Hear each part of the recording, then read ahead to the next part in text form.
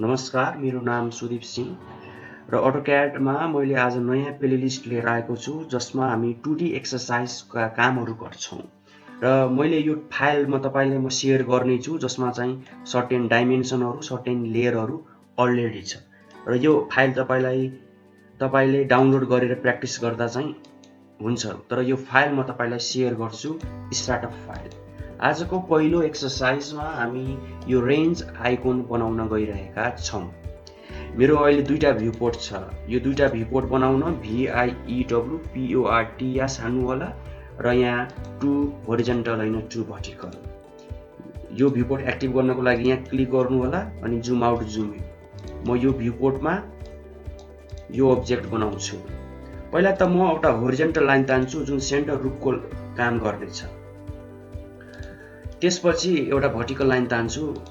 Okay, यो vertical line भनेको यो भर्टिकल लाइन भयो। ओके, यो सर्कलको रेडियस यहाँ दिएको छ 115। सो सर्कल बनाउन सी इन्टर हान्नु होला र इन्टरसेक्सनमा गएर सर्कल बनाऊ 115। 115 को सर्कल भयो। टीआर इन्टर गरौँ, कटिङ एज ए हो, इन्टर गरौँ, केलाई काट्ने यसलाई काट्ने। हाम्रो यो पार्ट बन्यो। त्यसपछि यो सेन्टर लाइन र यो सेन्टर लाइन बिचको डिस्टेन्स 325 र यो यहाँदेखि यहाँ भनेको 150। सो यसलाई अफसेट गरौँ 325 र यसलाई अफसेट गरौँ 150। लेयर बनाएको छु नि, किन बनाएको भन्दाखेरि कन्फ्युजन नहोस् भनेर नै हो। सो होममा गएर यसलाई म सेन्टर लाइनलाई सेन्टर लाइनमा राख्छु। यो भनेको पार्ट हो र यसलाई पार्ट भन्ने लेयरमा राखेँ। ओके, त्यसपछि फर्दर के भन्छ भन्दाखेरि जस्तै कि म्याचको कन्ट्रोल जेड, यसलाई यो प्रोपर्टिज यहाँ ट्रान्सफर गर्नु पर्यो। यसलाई सिलेक्ट गर्नु, यहाँमै इन्टर गर्नु अनि यसलाई क्लिक गर्नु होला।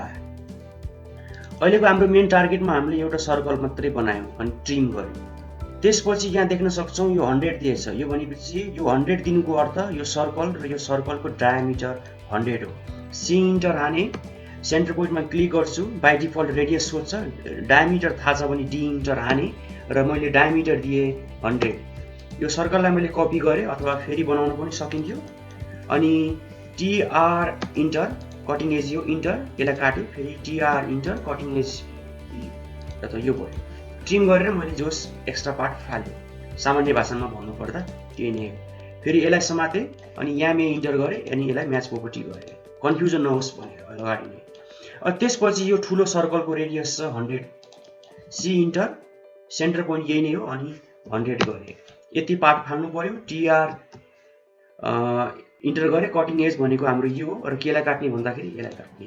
फेरि यहाँ ए इन्टर, म्याच प्रोपर्टिज गरे। लगभग हाम्रो सेप लिन थालिसक्यो। त्यसपछि यहाँ लाइन तान्छु र यसलाई अलिकति यहाँसम्म कन्टिन्युअस गर्छु।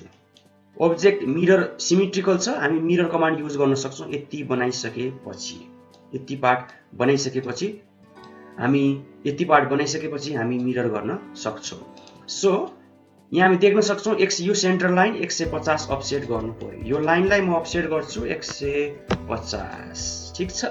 त्यसपछि 150 अनि यो पोइन्ट पत्ता लगाउनको लागि यहाँदेखि अफसेट गर्नु पर्यो 200। सो यो पोइन्ट भनेको यो पोइन्ट हो। यहाँदेखि 60 डिग्री लाइनमा तल लाइन आउनु पर्यो।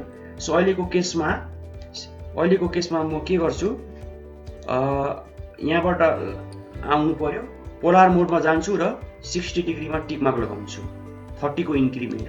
यहाँ इन्टर गर्छु, पोलार मोड एक्टिभ छ, 60 डिग्री देख्नु भयो, लाइन आयो, ठीक छ। यो होरिजन्टल लाइन भनेको यो भनेको यो फिलेट गर्ने, रेडियस 0 हुन्छ, यो कर्नर टु यो कर्नर, म्याच प्रोपर्टिज अनि फिलेट गरिदिने, ठीक छ। टीआर इन्टर गरौँ, यो कटिङ एज इन्टर, यसलाई काटेर फाल्नु, ठीक छ। अब यहाँबाट मैले के गर्नु पर्यो, च्याम्फर बनाउनु पर्यो, सर्कल तान्नु पर्यो। यहाँ देख्न सक्छौं 50-50। सो सी इन्टर गरौँ, यो सेन्टर पोइन्टदेखि 50 रेडियसको सर्कल बनाऊ, ठीक छ। यो इन्टरसेक्सन टु यो इन्टरसेक्सन जोडौँ र यहाँ, ठीक छ। र यसलाई मैले डिलिट गरिदिएँ। फिलेट गरौँ, यो कर्नर टु यो कर्नर, म्याच प्रोपर्टी, यहाँमै इन्टर, यसलाई म्याच प्रोपर्टी गरेँ। अब्जेक्ट हाम्रो सिमेट्रिकल भएको हुनाले मिरर कमान्डको हामी फाइदा उठाउँछौं। अनि यहाँमा इन्टर गर्छौं, मिरर एक्सिस भनेको यो पोइन्ट टु यो पोइन्ट। सोर्स अब्जेक्ट डिलिट हान्ने कि नहान्ने हेर्न सक्नुहुन्छ कति सजिलै हामीले 2D कमान्ड को पहिलो एक्सरसाइजमा हामीले रेन्ज आइकन बनायौँ। सो यो पार्टमा हामीले रेन्ज आइकन बनायौँ, डाइमेन्सन भन्दा पनि हामीले रेन्ज बनायौँ, जस्तै कि हामी चेक गर्न सक्छौँ आफूले गरेको ठिक छ कि छैन भनेर।